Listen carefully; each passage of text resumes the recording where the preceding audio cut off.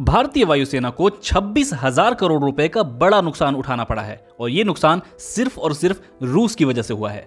हमारी पिछली वीडियो में मैंने आपको बताया था कि parliamentary standing committee on defence की तरफ से देश की वायुसेना को लेकर कई तरह के ग्रेव कंसर्न रेज किए गए हैं। स्टैंडिंग कमेटी को जवाब देते हुए अब जो इन्फॉर्मेशन वायुसेना की तरफ से दी गई है वो और भी ज्यादा परेशान करने वाली है। इससे साफ जाहिर होता है कि कुछ मामलों में वायुसेना की गलती न होते हुए भी उसे नुकसान उठाना पड़ रहा है और देश की सुरक्षा कॉम्प्रोमाइज हो रही है।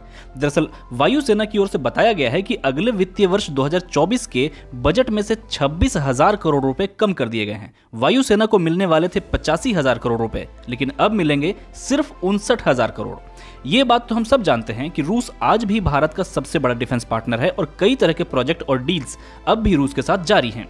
दरअसल हुआ कुछ यूं है कि यूक्रेन के साथ युद्ध में फंसे होने की वजह से रूस पर कई तरह के प्रतिबंध लगे हुए हैं, जिससे लगभग सारे रूसी प्रोजेक्ट्स या तो रुके हुए हैं या फिर डिले होकर चल रहे हैं। वित्तीय वर्ष 2022-23 में भारत को कुछ इंपॉर्टेंट डिलीवरीज होनी थी जो रूस नहीं कर पाया। सिक्योरिटी के लिहाज से ये तो नहीं बताया गया कि कौन कौन से हथियार डिलीवर होने थे, केवल इतना कहा गया कि कुछ मेजर प्रोजेक्ट्स की डिलीवरी इस साल होनी थी जो नहीं हो पाया और ना हो पाएगा।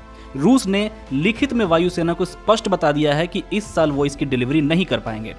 अब हो ये रहा है कि चूंकि उस हथियार के लिए पैसे एलोकेट करके रखे गए थे, तो उस पैसे से न तो कोई दूसरा हथियार खरीदा जा सका और ना ही रूस हथियार डिलीवर कर पाया।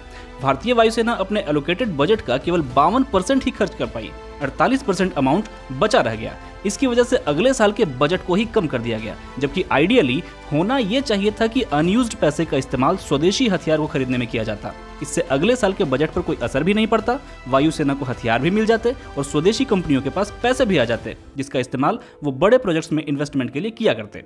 और बात सिर्फ पैसों के नुकसान की होती तो भी ठीक था, लेकिन यहाँ तो मेजर प्रोजेक्ट्स ही डिले हो रहे हैं, जिसका मतलब है देश की सिक्योरिटी का कॉम्प्रोमाइज हो जाना। आपको बता दें कि S-400 एयर डिफेंस सिस्टम की केवल 3 यूनिट ही अब तक भारत को डिलीवर की गई है और 2 यूनिट डिलीवर होनी अब भी बाकी है। वायुसेना की ऑफेंसिव पावर वैसे ही कम होती जा रही है और अगर अब डिफेंस भी कमजोर हुआ तब तो इस पर सीरियसली सोचना पड़ेगा। शायद अब समय आ गया है कि भारत को रूस पर से निर्भरता खत्म कर दूसरे ऑप्शंस को एक्सप्लोर करना चाहिए। बाकी आपका इस पर क्या मानना है? भारत को रूस के अलावा और किन ऑप्शंस पर विचार करना चाहिए? नीचे कमेंट करके जरूर बताइएगा। हम मिलते हैं ऐसे ही किसी और वीडियो में। जय हिंद।